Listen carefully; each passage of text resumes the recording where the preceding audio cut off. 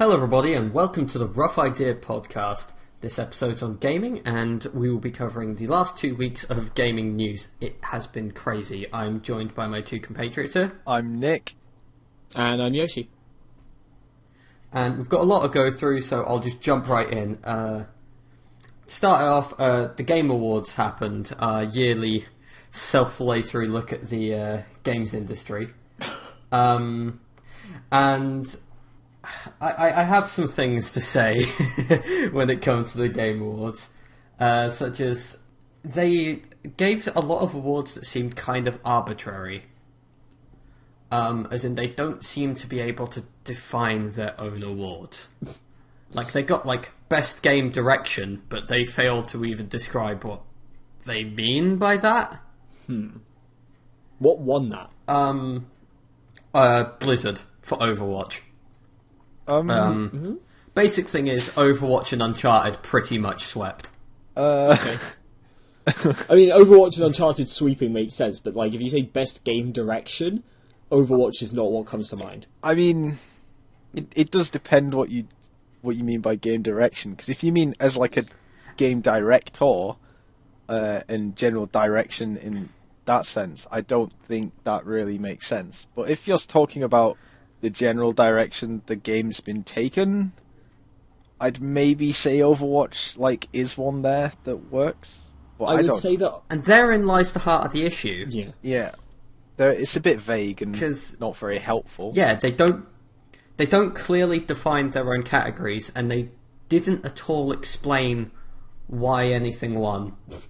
They just said, "Hey, it won." fair enough. Because it mentions some very vague dribble on the website about it being about, being creative and innovative within the industry with direction. And to be fair, to be brutally honest, if there's one thing Overwatch isn't, it's creative and innovative. What, you mean? Yeah. Because nearly everything it's done has been done before.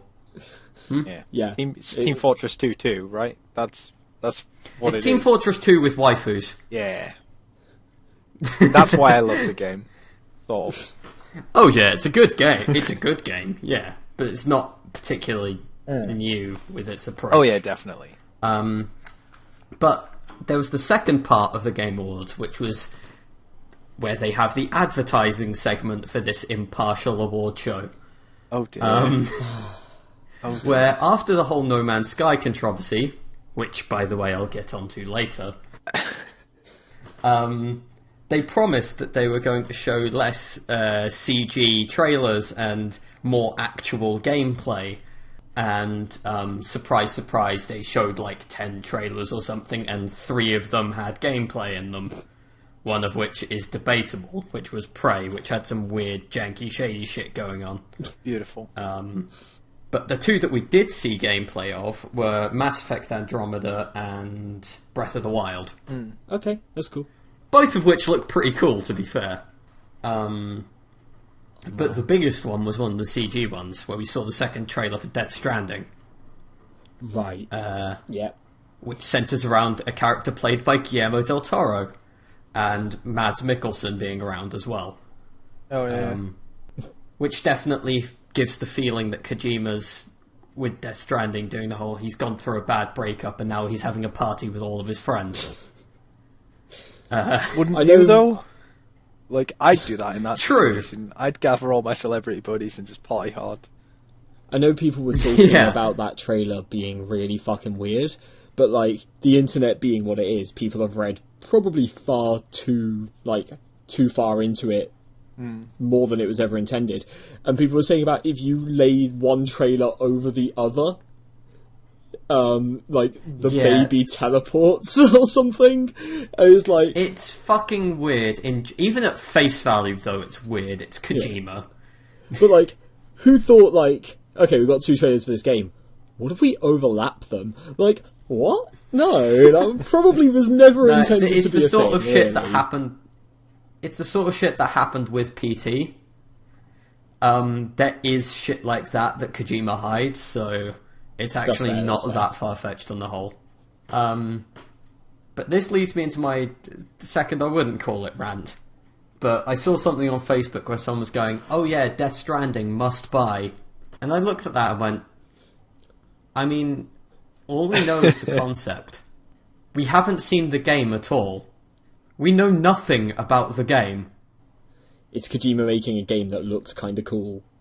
Yeah, but... Yeah. That's basically it. And- Like, for some people, that is a must-buy. Yeah. And I'm sitting here just like, we don't actually know what the game is. Yeah, I don't agree with those people, but for some Oh, yeah. people, Kojima making a game that looks kind of cool and has like a nice premise is a must-buy in and of itself, regardless of the actual gameplay.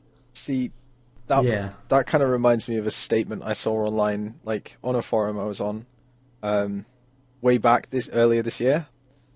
This is like going, Yeah. I don't know, like Breath of the Wild had been like announced, but there wasn't really anything showing it at the time of this post. It was just, there is a new Zelda game, right? So this is like PT kind of era as well. Yeah. And and they'd posted basically saying it was going to be there. They were like, here's my top 10 Wii U games of all time or whatever. And they'd put it at the top. And I was like, what? Like, New Zelda. there's liking, like, a game, and then there's, like, bombing a series so much that already it's the best game for that console for you, and it's not even, there's no information on it. Just the fact it exists. Or My favourite might Wii U exist. game will be the new Metroid game they make for... Oh. But that's the thing. I posted in the comments. I'm just moving on from that. Sure. Fucking Metroid. But my thing that I shouted was just like, "This is how No Man's Sky happened." Yeah. Where people see something at face value and went, "This is the best thing ever," So, I mean, so No without Man's knowing Sky... the game. No Man's Sky was a little bit different in that it was a cool concept, but everyone kind of should have come into it going, this is a new studio, they're really small, they probably can't live up to these expectations. And then it basically got big budget advertising without getting the big budget development. And that's kind of what happened with No Man's Sky, as far as I can tell, is like, I don't think it was people... I don't think it was people hyping it up based on a couple of like small trailers and whatever. It was people loving the concept so much, and to be fair, Sony liking the concept so much yeah. Yes, that they yes, put in there the is funding to push it, and then the game could never live up to that, ever. Because it was a tiny little studio. With Kojima, the game can live up to that. Potentially, it could be one of the greatest games Potentially, ever. yeah. But it's too early to tell. It's way too early to Oh, know yeah. at this point. What I'm hearing here It's too early. Potential issue. Norman Reedus, Guillermo del Toro, and Mads Mikkelsen all walk into the same room, but they cannot see each other. Like, they're just stood there saying, "Oh, I'm right here. Where are you? Oh, I'm in front of you, but I can't see you." And I don't know how to close this really bad No Man's Sky joke. Someone help me. Fuck's sake. Speaking of No Man's Sky, there was a lawsuit that has probably been heard of by now, where the UK, where there was, I think, 5 or 6 complaints to the UK advertising agency about how No Man's Sky was advertised, saying that it was misinformation and that Hello Games were breaking the law. To be fair, at least in my view, they were. But Yeah, it's a bit... that case is wrapped up now. Yeah. And the UK advertising agency has ruled that No Man's Sky has had no wrongdoing. So, again, going back to what I was saying before, I don't know how much of the blame is on the games company and how much of it is on the publisher. Like, I feel like Again, it is hard to Sony say. were pushing more of the advertising than Hello Games were. But However, they weren't doing themselves any favours. there is that. They kind of They did say that there was multiplayer. Molyneuxed it up, where they like Yes. tried to Molyneuxed it say they could do everything, and actually it's like, oh, nothing ever can live up to these expectations. And you want to know the excuse that Hello Games used for all of the things that weren't in the game? They essentially said it's an incredibly big game. Those things could be in there, but nobody's found them. They used the same thing that already was debunked with the multiplayer. Beautiful. And the UK advertising agency accepted it. It's so hard to not make jokes about No Man's Sky because they kind of give off this impression that they think it's a joke as well. Like, some of the statements they give Man's Sky are was just a mistake. ridiculous. Oh, that was the Twitter hijacking, wasn't it? There was supposedly anyway. Yes. Wait, what? Oh, did you not hear about this? No, I don't know this one. The lead About developer, after loads of... Oh, I'll let Nick do it. basically the guy behind No Man's Sky, the main guy behind it. Sean Murray. Sean Murray tweeted No Man's Sky was a mistake. Oh, wow. And the internet just jumped on him immediately for it. And then there was like a statement released about how someone had hijacked his account and things like that. It was it was so funny. Like, wow. And I will say I have no sympathy for him if it was, really. yeah. Oh, jeez. I mean, But again, it's fucking hilarious. I don't think he was malicious in the advertising of No Man's Sky. I think they were incredibly honestly stupid and naive about it. I think Hello Games weren't intentionally doing anything wrong. But They just got overexcited, over-ambitious, and fucked up royally. Road to Hell, something, good intentions. Like, they clearly wanted to make this amazing game, and so they kept telling everyone, we're going to make this amazing game, and then they just couldn't. It really is as simple as that, I think. In relation to that, a patch has been released recently. They've come out of hiding, they've done the Foundation patch, and they've added a hell of a lot, and according to a lot of people, it's good now. Oh, is there multiplayer? Yeah. No, there's not multiplayer. Of course, why would there be? But apparently the foundation of the game is relatively solid at the moment. I mean, when it came out, I wouldn't have called it a bad game anyway. Yeah, probably wouldn't have called it a game. Nowhere near what they promised. See, the comments I've heard from the update, I don't know anyone who's actually gone back to play it. I only know people who either were considering getting it at launch or got it at launch and then refunded it or whatever. They've all basically gone, it actually sounds alright now, but I'm still not going to play it because there's no way I'm actually touching that thing with a stick again. The salt is there. Yeah, exactly. Yeah. It's like burnt damage once is already kind done. of thing. Yeah. Holy shit. Anyway, next piece of news before I start hitting more big stuff. Really big stuff. There's a little bit from YouTube. I won't spend too long on this, really, hopefully. But it's PewDiePie. Oh, right, I've heard about this. Yeah. He has pledged, seriously, that when he hits 50 million subscribers, he's going to delete his YouTube channel. I mean, And he said he's not just going to disappear, he's just going to delete the channel At and this- start from fresh. I mean, at this point, he can comfortably. Yeah. Firstly, if he's saying he's going to start from scratch anyway, then, well, it'll take people like a matter of minutes to find him. You know, one person will stumble across the account because they'll be searching non-stop, and then it will be shared everywhere. People will be out in droves. Right, and then it will be just shared across the internet, and that's it. He'll be straight back up towards that point again. But also, even if he just deleted his account and didn't restart and just, like, left it as it is now, he's probably done enough to keep himself going for the most of his life. Yeah. Oh yeah, he's got quite a bit of money. Like, yeah. Being the biggest channel on YouTube. Oh my god. Like, it's... If he does, like, actually shut it down completely, I would actually respect that quite a bit. To be fair, it's kind of a ballsy move anyway. Right. Especially if he uses that opportunity to start pushing, like, other people. That would be the kind of thing I'd want to do in that position. If, like, you know that you've made it, you're comfortably going to live out the rest of your life because of this, then kind of putting other people onto that course seems like, you know, the next step. It seems like the nice thing to do, I guess, but... I think that's possible, because from all accounts, he's apparently a really nice guy. Yeah, so I've heard, yeah. I mean, I don't particularly like his content, but...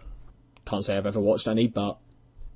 I have. It wasn't my cup of tea, but I can't use that as something against him personally. Clearly, some people love it. Clearly, a lot of people love it. Oh, yeah, a lot of people adore him. Like, so. Personal preference aside, he's clearly very successful. He's also apparently a very nice person. There is a good chance he'll put it towards, like, helping out up-and-coming YouTubers, but... Yeah, I genuinely hope he does. That would be... If he's seriously saying he's going to, like, delete his account or whatever, like, rather than deleting it, just occasionally put out videos basically saying, hey, go watch this person. That would be the thing that I would want to do. I mean, that sort of thing he's already done before. It's how Jacksepticeye got his start. That makes sense, actually, yeah. Yeah, PD gave him a shout-out, so... And suddenly, like, droves of people go, like, flocking to the channel. Yeah, I don't... And the funny thing is, I don't particularly like his content, either. I never really watch his YouTube voice stuff, gives me migraine. I'm more like a Twitch person than YouTube, Same. like... I don't like the fast cuts and like YouTube. jumpy content. I like sitting. If I'm going to sit down and watch something gaming related, I'm in it for the long haul. Quite often I will be as well. I mean, I'll watch The Best Friends. I'll watch Vine Source. That's generally my two at the moment. Or Cry. Cry's pretty cool too. That's usually my lot. I watch all sorts of YouTube stuff, but like not any specific like gaming content creators really. It's not really my cup of tea. I use YouTube for stupid shit, not like people playing games. Oh yeah. I mean, recently all I've been... Oh, carry on. No, I was just going to say, I've watched some Game Grumps stuff because, like, my brother-in-law kept showing me a bunch of it, and it's good. It's fun to watch and everything, but I'm not going to actively go, I've got some time to kill, I'm going to sit down and watch it. That's just not what's going to happen. Yeah. No. I'll watch it on occasion. Like, I actually watched some Game Grumps today, so... Also, as far as watching shit on YouTube, my YouTube now keeps recommending Lazy Town memes. Oh no, today I've spent most of lectures on YouTube with Space Jam remixes in the background, so... Of course. Oh, jeez. Right. Why not, I guess. Anyway, next piece of news. I guess we'll move on to the PlayStation experience. So this is kind of the big thing, right? Or it's one of the big ones. Lots of kind of big things and kind of little things. A lot of reveals happened. Yeah. A lot of reveals. I'll start off with the big one. The big one that loads of people have been foaming at the mouth at. The Last of Us 2 was announced. Yeah. I'm going to say now, I still haven't played the original. It's the kind of game I would love, but I just have never got round to it. I never really showed any interest in it, so that's why I've not. Yeah, I played it, and honestly, I didn't care for it that much. Has a good story, bad AI, the whole thing's an escort mission. From what I gather, it's basically a visual novel disguised as like a kind of adventure-y, action-y thing. And like, that sounds fine to me. I like VNs, that's cool. I'll do that. Yeah, it's a good game. I wouldn't call it the greatest of all time, like a lot of people do. Yeah, but it's a good game. I'm always a little hesitant when people say this game is the best game ever about something that came out within the last, 3 to 5 years. Because, Last of Us, people were saying it that year. People were like, this is literally the best game ever made. And I thought that was really stupid. See if it stands up to the test of time. See how the genre adapts. Last of Us might just be a great game, not because it's a great game in and of itself, but because the style of gameplay it does and the genre hasn't been explored enough, and it does something that other games haven't been doing. If games over the next year or two take that style and adapt it and make it better, then those games are better. Like, give it a while to see what happens before you start saying something's the best thing ever. I don't think Last of Us did that anyway. It kind of did, but... I think it played it quite safe with its themes and how it went about things on the whole. So from it did have some ballsy things about it. From what I know in a world of it, where The Walking Dead exists, it took like a safe middle ground between being like innovative and adapting stuff and like actually just playing it safe and doing the same old. Because like the whole like almost like Telltale or like walking simulator stuff, like that kind of stuff has been done quite a lot at this point. But it's never been done to that extent, I guess. Like, the Telltale games are very, very set in their way. There's a very set style to them. Last of Us does not follow that, from what I know. Oh, no. And, like, it isn't just walk from place to place, and it isn't just, like, generic action game. It kind of mixes all these things and creates something new. But at the same time, it's still just mixing together a lot of things that have already been done.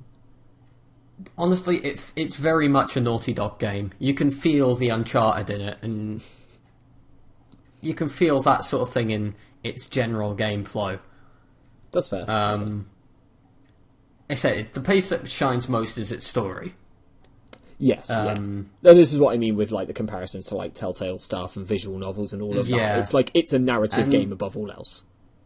And the way it handles its zombies, it's not exactly new on the whole. I mean, its route of doing zombies, it being based off cordyceps and stuff, I fucking love. It's fantastic. But the way it goes about a lot of it isn't particularly new. The fact it focuses more on the people, which also makes me call into question The Last of Us, The Last of whom there's loads of humans around. But The Last of Us doesn't specify a number. It could be the last, like, 20 million. Exactly, yeah. But, a lot of it, the fact that it focuses more on the human drama, especially now, that's something that's been done. I'm not sure when The Walking Dead came out, but that did very much follow a similar approach. They were around the same sort of time, weren't they? I think so. Like, Last of Us... I wouldn't... is a few years old at this point. Yeah. And Walking Dead, I think, is about... Oh, well. Actually, I don't know when The Walking Dead, like... What? Oh, was it like a comic? Wasn't it a comic or something, at first? So, yeah that sort of thing has been done before. It's an explored area. Yeah. Which is why I will often argue that The Last of Us didn't do much groundbreaking, apart from certain spoilery areas that I'm not going to mention. I mean, to be fair as well, sometimes the best innovation is taking the right elements together. Like, you can have all these elements that already exist, but still make a bunch of shit games. You take the same elements and put them into something different, and suddenly it's amazing. Because of what it's working with, and specifically not working with. Mm-hmm. Yeah, generally said, Last of Us, it's not been something that's particularly appealed to me on the whole. Yeah. My way of doing that sort of thing's always been more of a Resident Evil 4 kind of, your partner isn't invincible, but you can tell them and go hide in a bin until the conflict's over. All I remember of Resi 4 is basically standing there going, wait, follow me, wait, follow me, wait, follow me, over and over again. Nothing else. Which is... It's odd. People would hate it if Ellie could die, and constantly did in The Last of Us, but it takes me out of it so much, the fact she can run around and is invisible to enemies. Yeah, it would make more sense. That takes me right out of it. It would make more sense to be able to leave her somewhere safe, and actually have to leave her somewhere safe. But I have a feeling if I talk too much more about my misgivings with The Last of Us, I will be lynched, so I'm going to move on. Yeah, fair enough. It's a big hype game that lots of people like.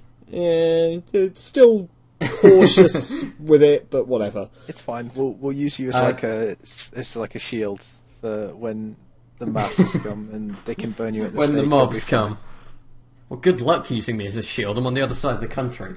True. We're all in different places. Very true. Anyway, also, new Uncharted expansion has been announced. Oh, yeah, right. I don't know much about Uncharted myself. You sounded so yeah, enthusiastic there, though. Oh, yeah, alright. Alright, cool. Alright. Sure. Uncharted isn't my kind of game. It's an expansion anyway. It's nothing big. A lot of people like it, Yeah, so I that's fair. thought it was worth mentioning. No, yeah, absolutely. One Go on. that I am hyped about, though, is a HD collection of the first 3 Crash Bandicoot games. Yeah, that's pretty cool. That's cool. We haven't seen them in They're ages. calling it, what is it, the Cortex Collection they're calling it? No, it's the Insane collection. Oh, Insane. Okay, yeah. Okay, Yeah. that makes sense. Alongside Parappa the Rapper HD. Oh, boy. Oh, no. Yeah, boy. Fucking Parappa the Rapper And is so good, Windjammers. to be fair. That confuses me. Motherfucking Who the Windjammers. fuck even remembered that Windjammers existed? Quite... my Twitter, you would be surprised how many people Okay, fine. were super hype about Windjammers. To be fair, I'm sat here and I was like, holy shit, they're making a new Nier? Like, nobody knew about Nier. No, That one of my game was housemates was through the stupid. fucking roof about Nier. So, like, I've not played Nier and I really, really want to, but I just love Nier because it's a sequel to Drakengard. But not many people realise that it's a sequel to Drakengard. Because, like, I didn't know until about 10 seconds ago, basically, when you've just said it. Drakengard spoilers incoming here. Drakengard has a bunch of different endings. And there is a Drakengard and a Drakengard 2 that follows on from the first of 5 endings, which is like the normal ending, basically. The 5th ending in Drakengard is bullshit. You have to collect like every item in the game, and some of them have really ridiculous stipulations to unlock that the game never tells you.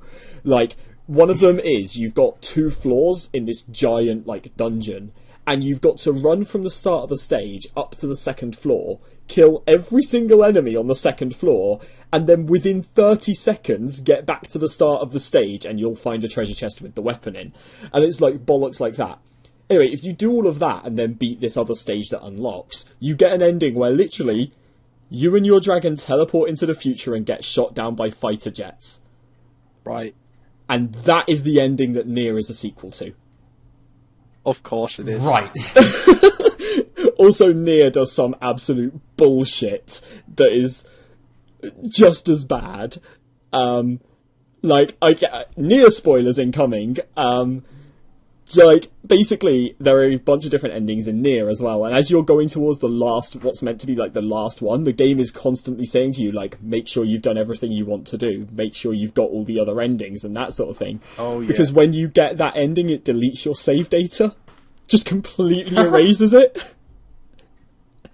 And it's just like, Okay, then. holy fuck, what are these developers thinking? And so I'm really excited for a new Nier, just to see what dumb bullshit they come up with this time. Anyway, Yeah, some other slightly smaller ones. Yep. Ni no Kuni 2. Got some footage of that. Yeah. Looks pretty cool. Studio Ghibli designed game. I say designed. Styled game. Yeah, kind of. Yeah. I know the Cool. third... Haven't played the first one, but I want to. Yeah, I've got it and I haven't played it and I'm really annoyed. I've been working through other stuff, but... When I have money. Another game that I really need to get once I can afford to. Danganronpa. The third one has been confirmed for the Western release now. Yes, I saw. That's something I'm very interested in. Uh, Yeah, go on. I'm not too familiar with it. I'm Oh. aware of Danganronpa. Basically- it's pretty cool. Yeah, I don't know. I basically know nothing about it, which is good. I really want to avoid spoilers. Basically, the only thing I know is that lots of my friends who are really, really big Persona fans are also really big Danganronpa fans. And my favourite game's Persona 4. And Persona 3 is like one of my top 3. So I'm probably going to like it. Yeah, it's got a similar sort of way it goes about a lot of its characters, and its methods of storytelling can be quite similar, but it is a different type of game entirely. Oh, yeah, but it's the character and the story that matter in games like that.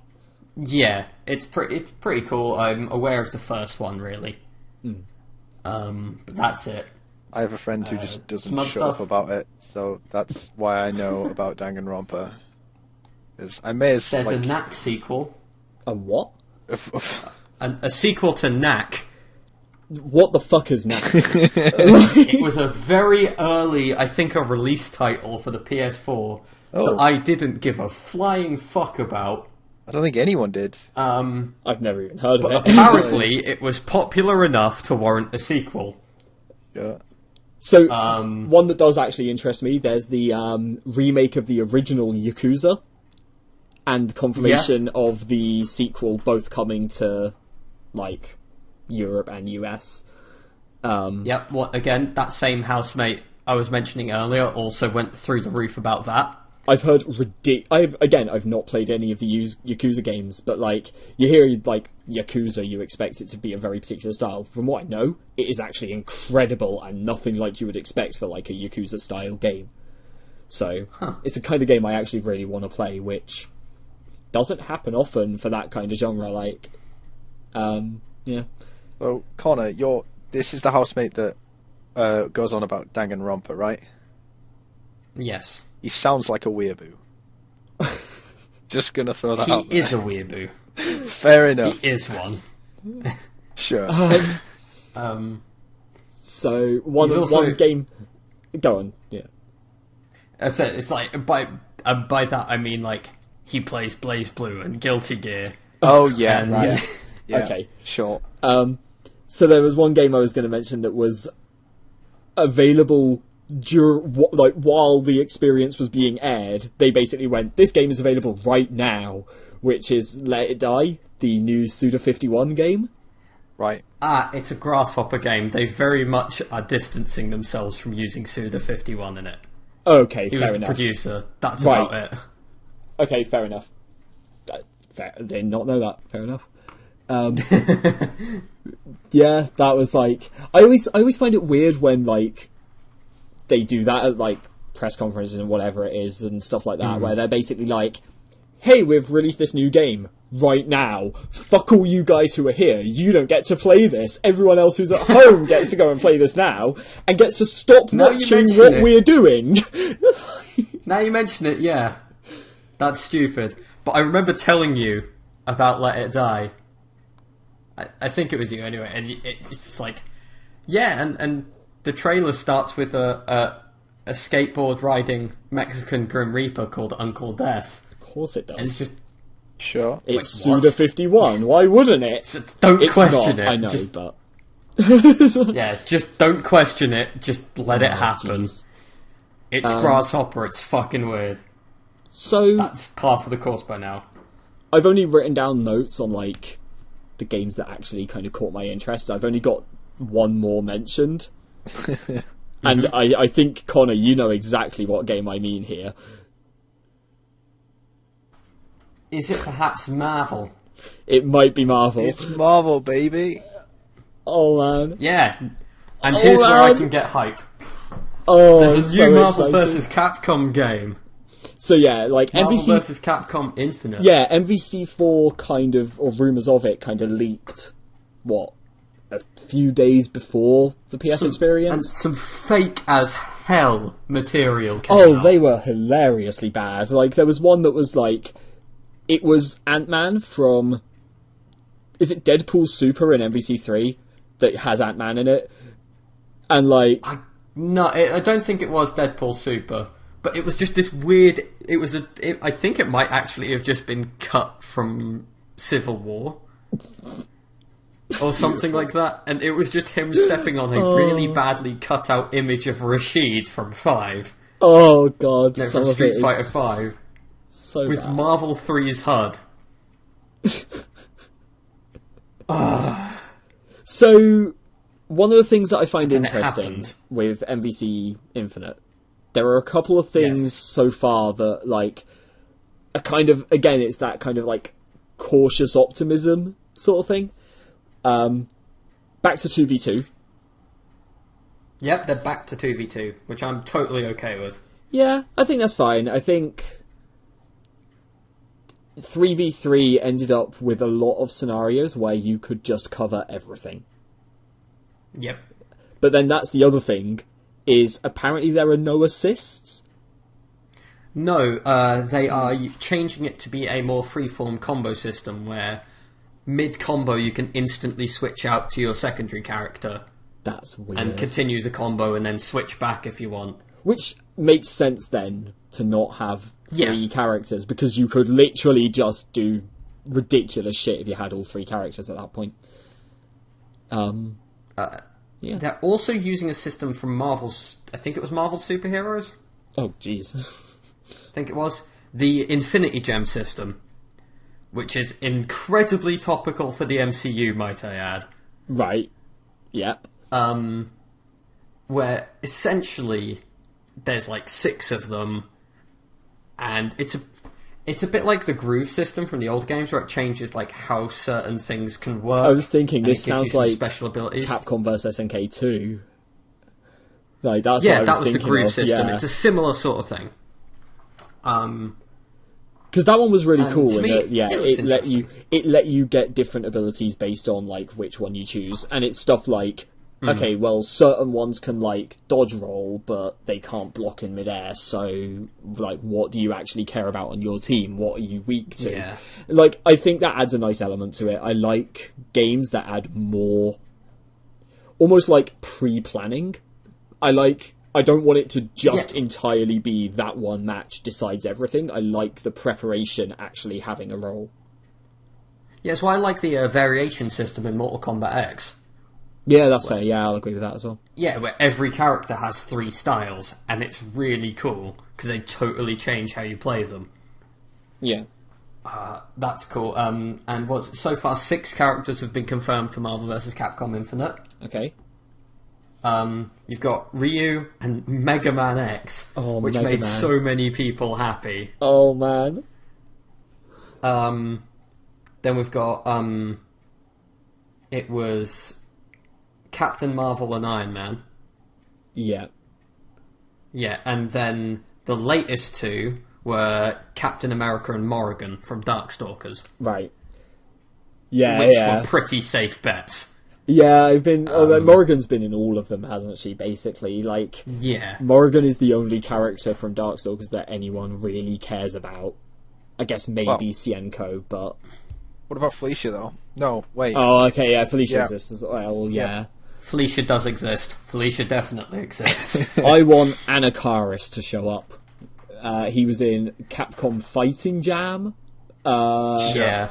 And he's like a sarcophagus. And it's fucking and here we amazing. get to like the wishes and the speculation bit. I love coming up to a bullshit. fighting game. It's all bullshit so far. It always will be. I expect. There is one thing I want to address with this actually. So there are rumours going around at the moment, and they're pretty believable rumours that there won't be any X-Men in MVC. Oh yeah, won't be any X-Men or any Fox-related stuff in general, so that would also bring the Fantastic Four and Doctor Doom out of the running. Yeah. Because, again, Marvel have had their issues with Fox over the film rights, wanting to bring it all back into the universe and not being able to, basically, at the moment. Yeah, which is like, it goes along with the fact that they've been slowly phasing the X-Men and the Fantastic Four out of the comics. Yeah, they very specifically avoided calling characters mutants, and they've made it so that certain characters aren't mutants when they were previously, just so that they can pull them into their own movies instead. It's really weird, honestly. But like, it's some really petty shit. Yeah. But like, I think I don't care like what their disputes are with Fox or whatever. If they make a Marvel vs. Capcom without Wolverine and Deadpool, they're fucking stupid. Well, you say without Wolverine and Deadpool. Deadpool was only ever added in 3. Right, but Deadpool is ridiculously popular. Like, it would be... He is. You know those saying, like, cutting off the nose to spite the face? It would be that. It's like, they'd be shooting themselves in the foot, really. Just, like, completely dick themselves over just to kind of stick a middle finger up at Fox. Which is why I think they're going to compensate. I think there's going to be a lot of heavy MCU stuff. Yeah, There probably. could be a lot of fan favourites in there. The thing is, I'd say yeah. expect to see more Guardians characters, things like that. Agreed. Yeah, completely. Yeah, I expect there to be some X-Men, but I expect them to be mostly drowned out by the absolute mass of other characters. But like I say, Yeah, I maybe would we could be... see stuff from the Netflix verse. Oh god, yeah. I didn't even think of From that, Netflix, actually. so we could have like Daredevil or Punisher or Luke Cage. I will forever hold out hope for Moon Knight, no matter how slim that hope that it is. Jeez. And on the Capcom side, there's so many cool things I want to see, because there's so many franchises Capcom hasn't used Oh, absolutely, in Marvel. yeah. Like, where the fuck is Azura from Azura's Wrath? Yeah, Azura. I was really surprised Azura didn't show up in MVC3, actually, because it was around Or that Jean time... from God Hand? Yeah, God Hand would make sense as well. Yeah, there's a lot they could do. There's a lot of really cool shit they could do, but they haven't yet, that we know of. Yeah, I'm interested to see where it goes. There's a lot of characters I want to see return as well. Yeah, I would be disappointed if Amaterasu isn't in it again, for example. Like, Yeah, I don't can expect see Amaterasu coming back. I don't expect to see Ami because Akami's kind of disappeared. Like, they haven't really followed through on it since, well, MVC3, basically. But at the same time, it was just like, so I'm more of a spectator when it comes to fighting games. I don't play them that much, I just watch a lot of tournaments. And Amaterasu is really, really different to everyone else. And that's the thing I like, is like, it's a completely new play style, it's a completely different experience.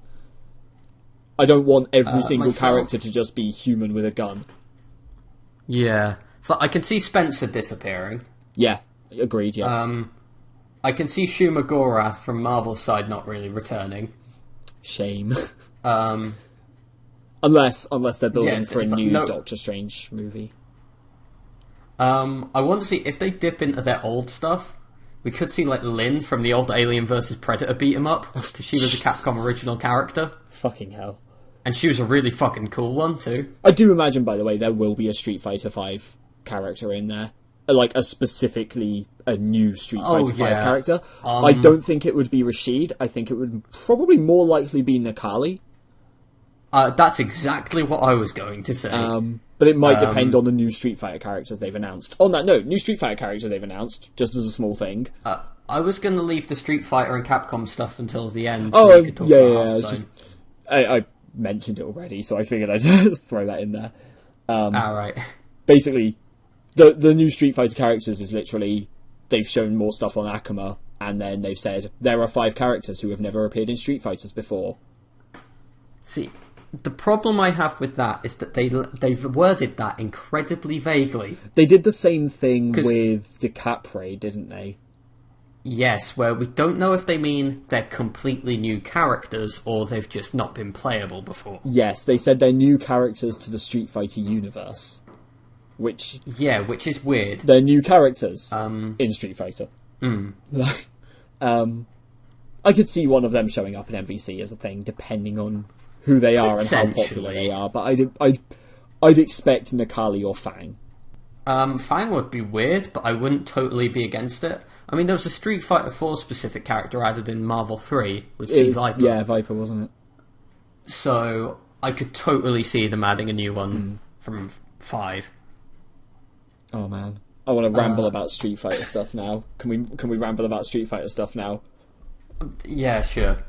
We'll do Hearthstone at the end then. Yeah, there's not much for me to say on that anyway. Well, might as well go with the elephant in the Street Fighter room, so to speak, with the Capcom Cup happened. Holy shit, Capcom Cup, what the fuck? It was crazy and I loved it. So, Infiltration was the favourite going into the tournament. Yes. Takedo was a close second. Justin Wong has been performing amazingly in Street Fighter V and is just always a big name. All 3 of them. Daigo's been on good form. Right.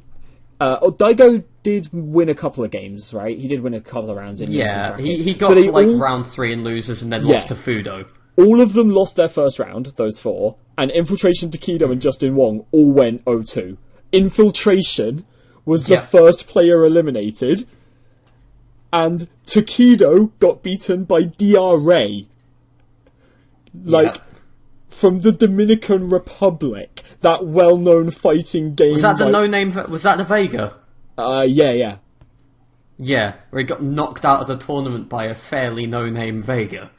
It was like first round, and everyone was just like, "Oh, this is the easy match." Like Takedo gets the free ride, and it was just like DRA goes 2-0 down, and then 3-2s him. What? The amount of 2-0 comebacks. Oh, there were so many. So was many. ridiculous. So, Ricky Ortiz, apparently, she seems to be like a fucking goddess for comebacks. The number of rounds where she either went 2-0 down and then won 3-2, or she went 2-0 up, they brought it back to 2-2 and the game, and one game up, and then she won the next 2 games and took the round. And got but you know who that didn't happen to? Oh, Knuckle-Doo. Knuckle-Doo. So, I like the fact that it was an all-American winners and grand finals with Knuckle-Doo and Ricky Ortiz, just because loads of people have been saying again, and they say at every big tournament, oh, America's players are trash, they're only here because... Yeah, they say America is free. Right. It's the land of the free. And you've got, like, the kind of Japanese gods. You've got the big-name players. Pretty much all Japanese except Infiltration. And Knuckle-Doo stomped everyone. Knuckle-Doo, over the entire tournament, lost 4 games. Yeah, he didn't go... he didn't lose, like, a full 2 rounds in any of the matches. No, he... Oh, right, yeah. He lost... Sorry, I'm confusing terminology now, so... No, all of his matches were 3-1 or 3-0. Yes, and it was over crazy. the whole tournament, he lost 4 rounds, or 4 games there. And How 2 of those... good is Knuckle-Doo? 2 of those were to Ricky Ortiz, 1 in winners' finals and 1 in grand finals. Like, it was just ridiculous to watch. It was so good. I've seen articles trying to figure out how Knuckle-Doo is so fucking good at Street Fighter. Oh my god. It's like... Well, the thing is, I'm super happy for him, for one thing, because there's been a lot of stuff on social media and a lot of stuff over this year that Knuckle-Doo has kind of had a rough time this year. It's not been the easiest ride. And he's just kind of... I was going to say knuckled down. But from what I've heard, he's a really humble guy as well. Oh, absolutely. But, like, he's really just kind of, like, gone in and, like, basically trained, like, properly trained and got to the level he's at. And that practice showed. It was so effective. And you could just see, like, he looked so calm and collected the entire time, right up until the point where he won, and then he just nearly broke down. Like... Holy shit. It was so good. And on that note, I do want to quickly say as well, I love how expressive some of the players were. One that stood out to me was MOV, because the Japanese players aren't generally that expressive. They tend to be really, really restrained and, like, reserved. Oh, yeah, and, look at Takedo and Daigo, for example. Right, yeah. And, like, MOV just wasn't. It was like, as soon as he lost, you could see how much it meant to him. Every time he won, he was, like, fist pumping, and he was, like, jumping up and down. He was so happy. And I love seeing that. I think that's so good, because... Yeah, it's nice to see people happy. Right, and, like, other people are going to see that and realise just how much it means to this community. Like, people still don't quite understand that games are really fucking serious sometimes. And, like, MOV and Knuckle-Doo in particular really showed that, and I loved it. I do want to... Saying about the tournament... Oh, go on, yeah. I was just going to say big congrats to Knuckle-Doo. Yeah, God, fucking hell. Big ups. Was it, like, $235,000? Was the top prize or something? Quite a bit of money. I think it was 235,000, yeah. But, like, I just want to say as well, like, a small shout-out thing in the tournaments, like, one of the players who really stood out, and I know he was one of the favourites, kind of, going in, but Fudo. Watching Fudo's play, his style of play is just so interesting. So, obviously, like, Knuckle-Doo played Armika most of the time, Fudo played Armika. Fair enough, but they have completely different styles. Knuckle-Doo is very defensive and looks for openings, and then... just punishes hard. Fudo just fucking goes ham, just all in, doesn't give two shits, and I love watching it. He's so in your face and aggressive, and it's a really fun style of gameplay. And apparently Haitani just had it completely under wraps. He knew how to beat that, and Fudo was dominating up to that point, basically. In losers' side, admittedly. He'd gone into losers, but then he just, like, cut through. And then Haitani beat him 3-0 and 6-1 in rounds. Like, it was crazy. So, yeah, like, that was just one of the things I wanted to mention, basically. It is interesting to see how different players take different routes to the same character. Oh, yeah. Our Mika was definitely the one that stood out for that. There were 3 in the top 8, and all of them were completely different. Luffy was the other one. The other thing that interests me about NuckleDu is that one of his second character, his biggest one, really isn't a very popular pick. Guile, yeah, Guile is not high tier. So one of the things is that he did play Guile in 4, didn't he? So I guess some of it is that familiarity. But one of the things that they kept saying about in the commentary is, like, the styles between the two of them are completely different. Like, yeah, they said as well, like, especially with, I know they mentioned it with Ricky, and they said, like, with Chun-Li players he does this. But NuckleDu would choose Mika or Guile versus Chun-Li's based on the person, not based on the character. Like, so specifically against Ricky Ortiz, it wasn't that he was going against Chun-Li, it was like, he's going against her, he's going against Ricky, because her style doesn't work well against Mika. And I think that's really cool. I think, like, having those two, such like, an amazing, yeah, cerebral way of going about it. It's also fascinating that, like, it seems like character specialists in fighting games don't do as well anymore. Like, Infiltration, obviously, like, picks up basically every character in the game, it seems like, and dominated Street Fighter 4 his doing Rashid. That. Right. His Rashid is so cool. And, like, he's absolutely ridiculous with it. But NuckleDu has kind of done the same thing, except with only 2 characters. They're just very different characters. And I love that. I love seeing that, like, kind of, almost like adaptation to the opponent. And yeah, rather than just going intense, like, I'm going to learn this one character and I'm going to know everything about this character, they're like, alright, I'm going to know everything about this one character, but maybe I'll make a few mistakes in these matchups. But rather than making those mistakes in those matchups, I'm just going to learn a different character who's good there. Like, I think that's really cool. I think that's really... it's an interesting way forward for tournament play as well. As much as, like, people at Low Tier God might bitch about it, Mika's not... God. Well, I'm mainly calling him out because the fucker blocked me on Twitter. But, Oh, that guy is... Oh, but, geez. Oh no, it's I know exactly what it was, because he goes, oh, people are all hating on me because you call me bad, and I responded, no, we hate you because you're a shitbird. Sure, yeah. But anyway, he goes on about, it's like, I will block anyone immediately if they celebrate someone who does well as Mika. Right, yeah, she's not overpowered. People thinking... She's just... And this is the thing, like, we were saying earlier about, like, Street Fighter having a bunch of balanced stuff. I don't really like a lot of it, because a lot of it is nerfing Mika heavily. And... Oh, yeah. I don't think that's justified, to be honest. And also, no, like, Mika's a grappler. When was the last time a grappler was fucking good? Like, vanilla Street Fighter 4, maybe? Like, she's technically a half grappler, because she's more of a pressure character on the whole, but that pressure is built with grapples in mind. Right, yeah. I say that as a Mika player. Part Mika player. Basically, my main, I'm still waiting for buffs for, because Jury at the moment is fucking trash, but I love her. Basically, if you give someone 2 command throws, in my eyes, they're a grappler. Oh, yeah. Also, balance changes for Season 2.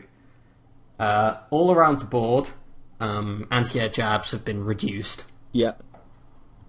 Which is a good thing. Yeah, I can agree with and that. they've killed Ken.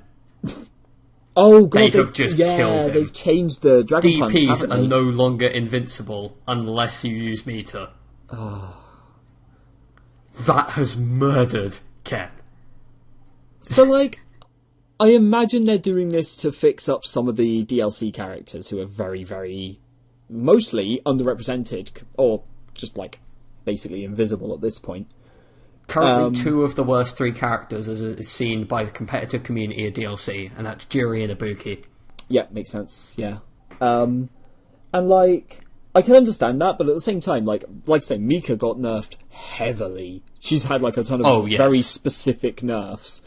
And, like, Ken has been hit hard by that, but, like, Ryu and Chun-Li seem to be mostly fine. You know what they did to Ryu? They made some of his frame data in normal state worse, but in V-Trigger they buffed it. What the actual fuck? So basically, he's like a limit fighter now. Sort of. But not quite to the same extent that Nakali is. Oh, yeah. Dhalsim has been buffed sky high. That kind of makes sense. He is really strong now. Dhalsim was viable, but barely, before, I think. Yeah, Chun-Li's been hit with a fairly substantial nerf, actually, in that her instant air legs are no longer safe. Oh, okay, yeah, that's a big deal. Okay, yeah, never mind, Chun-Li's pretty fucked. What else was it? Alex has been buffed. Has Rashid been buffed? I want to see more Rashid. I can't remember. I think he might have been. Oh. Jury, I don't know. I want her to be buffed. If she hasn't been buffed, it's fucking criminal. Yeah, I do want to see more Jury and Ibuki as well. They're both Jury really is one of my watch. favourite characters. Well, like, Ibuki is one of the ones that's been so fun to watch in tournament play, so as a spectator, I want to see Ibuki getting buffed. And same with Jury, she has air combos. Oh, man. I love it. It's so good. Mean, she has not just juggles, air combos. Oh, man. Which in Street Fighter is unheard of. Jeez. Though she needs her dive kick back. Oh, boy. Right. I might be a Jury player. I have the other nothing one? else to say on Street Fighter stuff because mine was all Cap Cup. Yeah, another one they killed Ken with is you can anti-air as Tatsu now. What?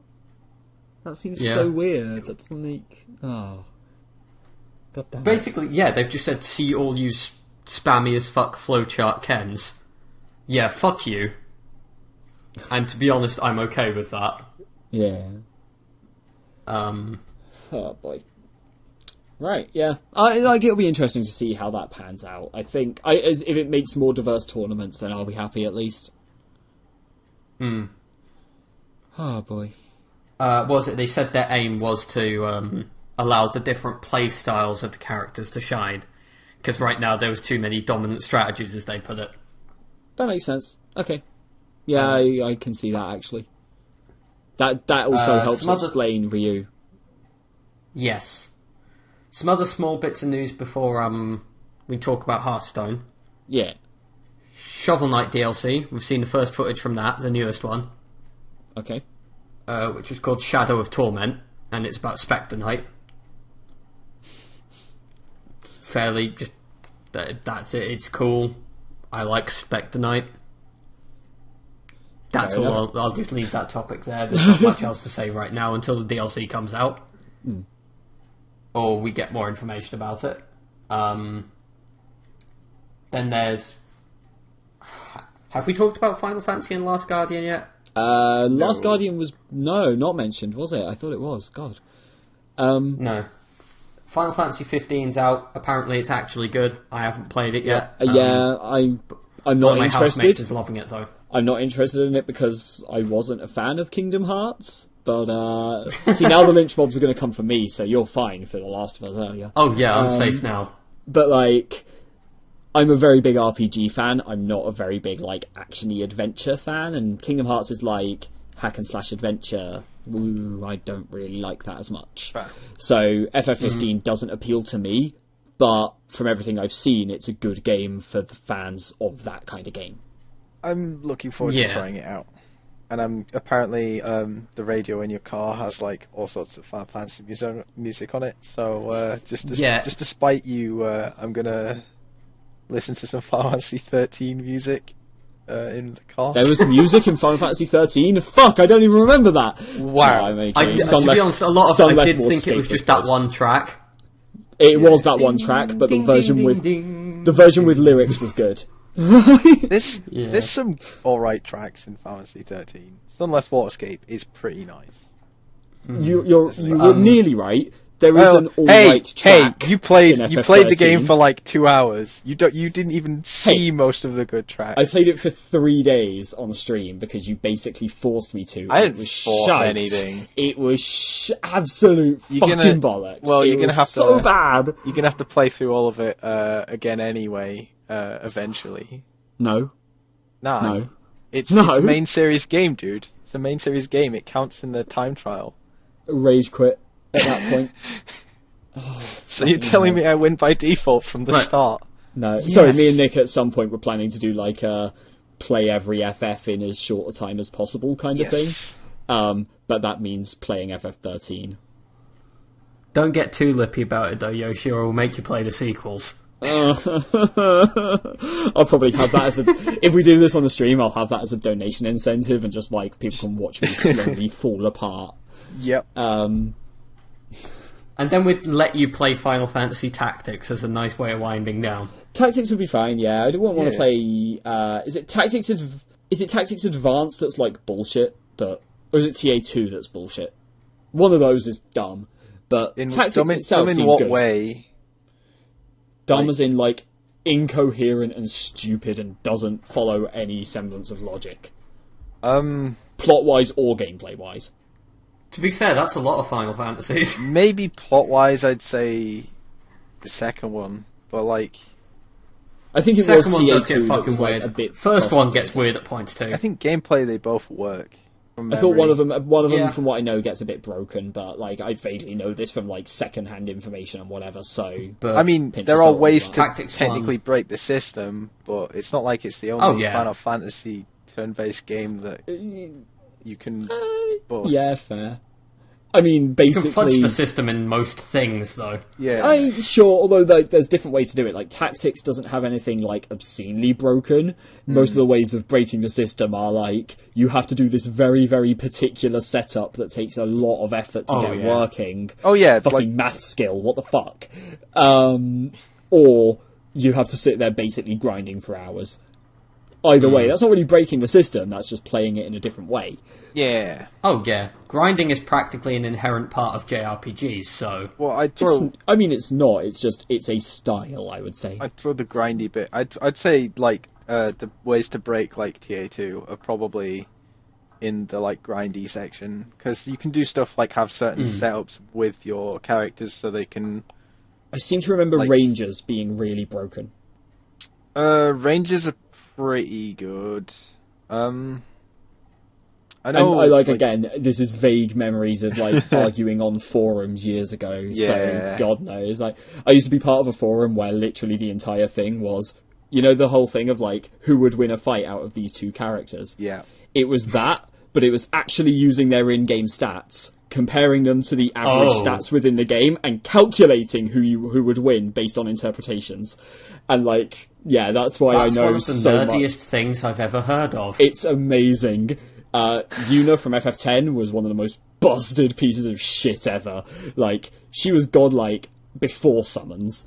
Yeah. But yeah, like, that's why I know so much, like, second-hand information about RPGs. It's like, I have played exactly one Tales game, and that was Tales of Symphonia, which I played for a couple of hours, got bored, and then watched a friend play it instead. But I know a lot about I don't like action RPGs. I know. Like, the only one I've got into was Xenoblade Chronicles, and that's barely action. It still upsets me, though. I can change the future. Xenoblade is so good. I need to finish that game. I need to find it. Fuck. Anyway, to bring this fucking train wreck back to the track somewhat, The Last Guardian comes out tomorrow. Yep. Preliminary reviews are out. That'll be today when the episode's released. Yes. They are quite interesting. A lot of places have put it around the sort of 8-ish mark. Yeah. Though there are some significantly lower. It's proving to be a bit divisive, mainly on the grounds that, to a lot of people, it definitely feels like a game that was first started 10 years ago. So from what I've heard, the controls and the camera are really, really shaky, and it feels a lot like Ico and Shadow of the Colossus, which to some people is the best thing ever, but those are games that are quite old at this point and probably a little bit dated. Hell, I thought Ico was dated when I first played it, and that was like 5-6 years ago now. So it feels like apparently it feels like a PS3 launch title. Yeah, that does not surprise me. But apparently, again, the that's main kind of inherent. From what I know, the with main it being a concerns 10-year-old were game. controls, camera, and AI, and hopefully that's the kind of stuff Yes. that can be mostly patched. The AI is the most polarizing one, because from most accounts, the fact that the Bird Dog's AI is terrible is intentional. As in, a lot of people are using the argument because basically, most of the time the dog won't do what you tell it to. Oh. Which to a lot of people go, if you had a dog, it wouldn't always tell you what to. It wouldn't always do what you told it to. Okay, but like, you've got to take some liberties with games. You can't just go, this is realistic, so it's right. Because it's infuriating. Right. More like, than anything. There are always certain points where you kind of have to go, does this make for an enjoyable experience? It doesn't matter how realistic your game is if nobody wants to play it. Exactly, because you can feed the bird dog thing, right? Right. And sometimes it just won't take the food. It'll sit there, it'll paw at it, and then it'll do nothing, and you'll have to spend like 5 minutes trying to convince this giant feathered twat to eat a barrel. Yeah, that sounds realistic to me. My dog does the same thing. You give him his food, and he just sits there in front of it and looks at you. Like... I mean, cover is useless in Kane and Lynch 2. A lot of it would be realistic, because cover isn't perfect in real life, but that's not an excuse. Oh my god.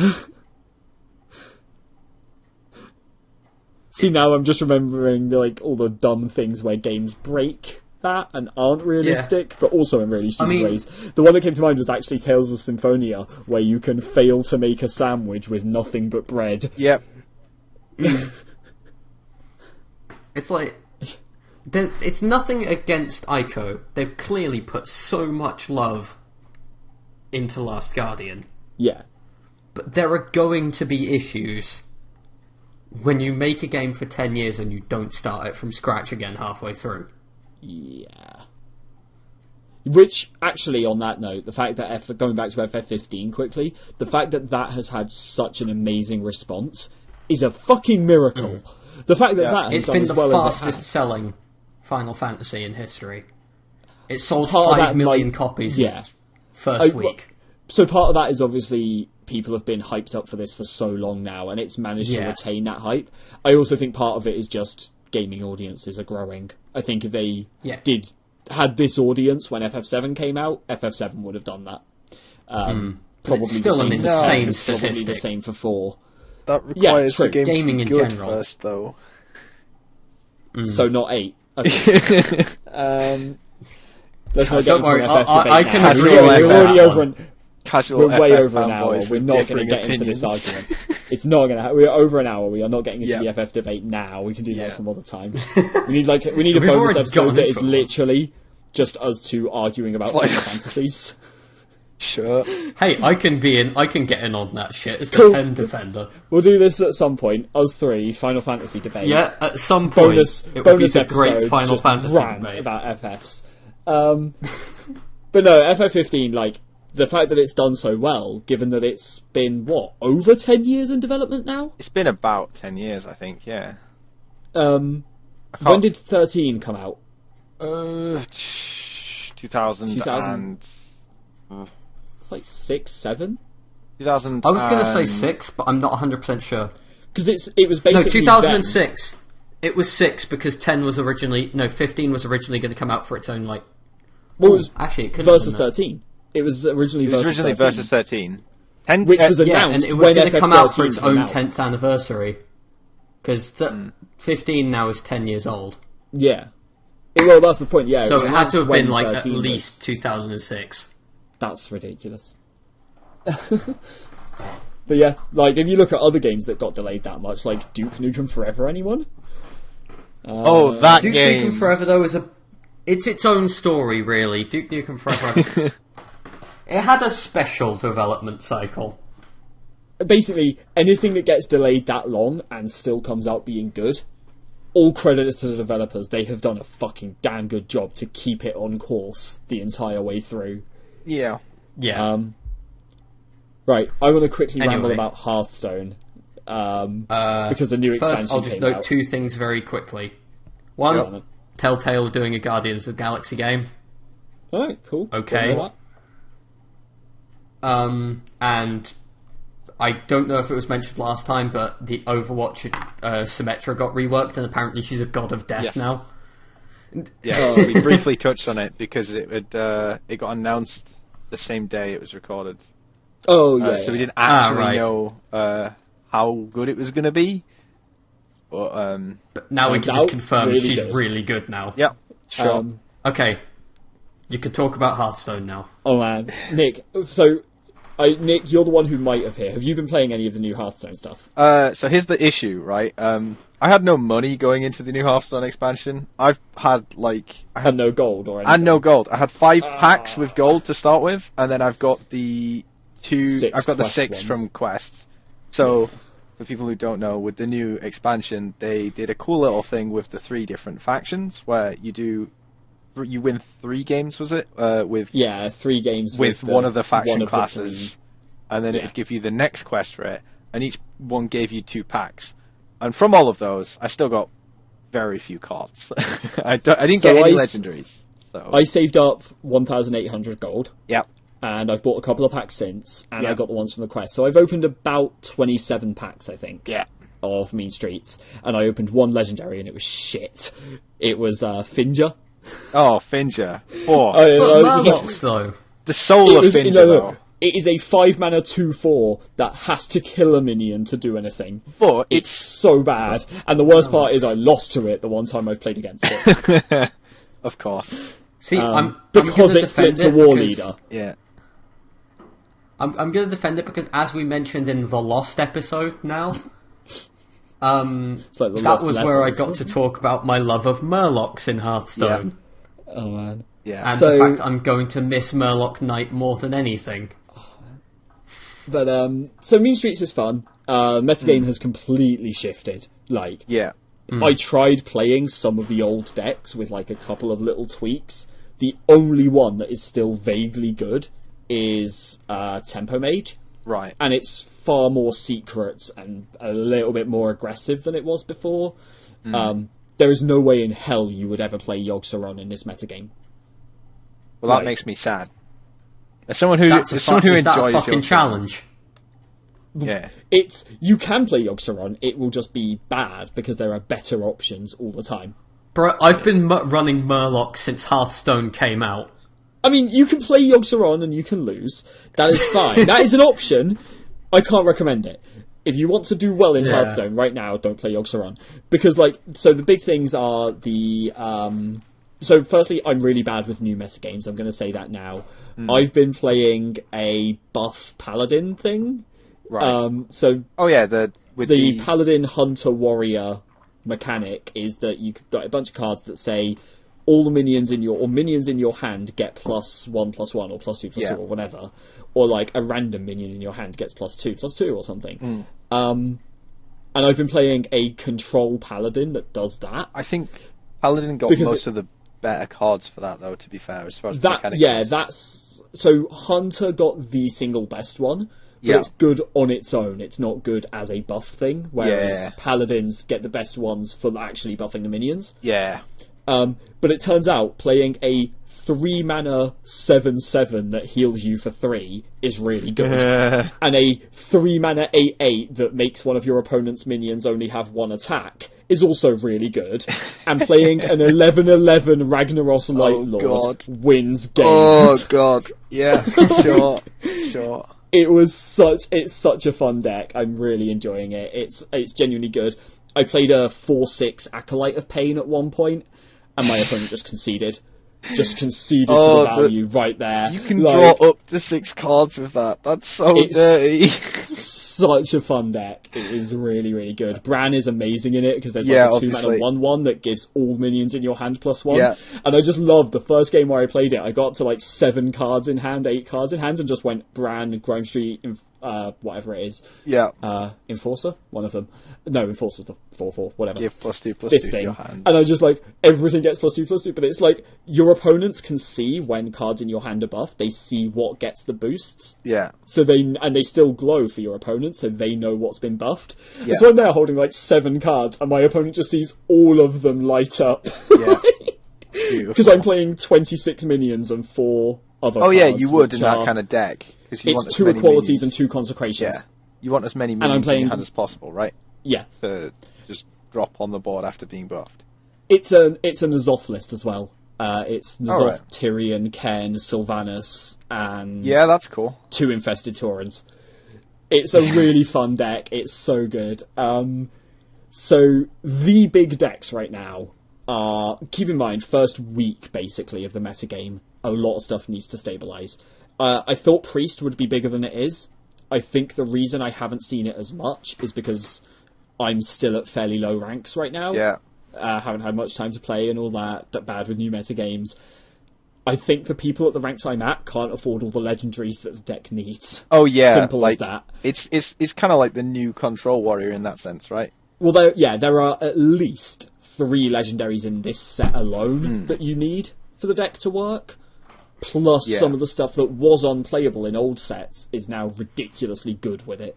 Yeah. Because your hero power costs 0, and it turns out stuff that has an effect when you use your hero power becomes a lot better when your hero power is free. Yeah, that's like a lot of Argent Tournament stuff there. Right. Just instantly, just Inspire is a good mechanic with Confessor Palatress was a card in Grand Tournament that was like a 7-mana 5/4 that says when you use your hero power, you summon a random legendary. Yep. Before, you would go, okay, Palatress hero power, get a minion, and then if she dies really easily because she's a 7-mana 5/4. Now, you can go, okay, well, I'm at like 9 mana and my hero power costs 0, so I'll go Palatress, heal. And then see what you and can then do with that. Garrison Commander, heal again, get 2 legendaries, and you still have, they still have to kill it, or else you just start getting more value. It's really, really powerful. Otherwise, the big things are Druid. There's a Jade Idol spell Druid kind of thing. I've heard about that one. It's a dumb deck, for one, I will say that. It's basically replaced the Malagos Druid from the last metagame. They play a bunch of spells out, they use Gadgets and Auctioneer to mill themselves, and then they start playing Jade Idol. They save Fandral, and preferably a Gadget Zan and an Innovate. And then they just go, okay, so you get Fandral and Gadget Zan on the board, and you go Jade Idol, or Innovate, Jade Idol. Yeah. Shuffle 3 Jade Idols into your deck, and get a Jade Idol because you've got Fandral. Do it again. Innovate. Do it again. Do it again. And you literally just build up a board of idols and put 3 copies into your deck, so all you're drawing for the rest of the game is more Jade Idols. Yeah. It's so silly. Ridiculous deck. But it needs to get to that point. I don't think it's actually a broken thing. I just think right now, because the new expansion's coming out, everyone wants to try new stuff. People are playing really, really greedy decks. And it outgreeds Jade it. Idol punishes that. It just punishes it really hard, because you go to the late game, it's easier to control your board, and then they go, oh, and now I just flood the board with better minions than you can ever handle. Yeah, exactly. Like, the Jade Idol mechanic is literally just you want late game? This thing scales very, very long. Just a long time. I will say, I underestimated the Jade Idols horribly. Sorry, not Jade Idol, Jade Golems. Yeah. I underestimated the mechanic so much. I basically said it needed to be a good card with like a 2/2 or a 3/3 in order to be playable. Yeah. And no, it turns out like having a 4-mana 2/3 that occasionally summons a 6/6 is really fucking good. Like, it doesn't matter that it might be a 1/1. It's a ridiculous, like, the mechanic is nuts. It is really, really powerful. The other deck that comes to mind that stands out as being really, really busted right now, basically Face Hunter is dead because Warrior has taken over. Right. Pirate Warrior is stupid. Oh, because Patches is a really good card. And more importantly, there's a 1-mana 1/2 that gets +2 attack if you've got a weapon equipped. Yep. And that is dumb. It is so dumb. Like, 1-mana 3/2 with no downside. What? Who thought this card? Oh, and did I mention it's a pirate? Oh yeah. So you've got your. So it brings out Patches, and you've got your 3-mana 3/4 in Warrior that buffs your weapon, so it sticks around longer. So your 3/2 is a 3/2 for longer. Yeah. This deck is insane. I got killed by it on like turn 4 through taunts. Like, it's just so obnoxious. So that is like, Jade Idol, I think, will drop in popularity. I think it's very definitely. much like now it's the greedy. It's the Cthulhu of this set. Yes. When Whispers of the Old Gods came out, Cthulhu decks were dominating. Everywhere. Yeah. Because nobody knew how to beat Cthulhu. Once they learned how to beat it, metagame stabilized a bit.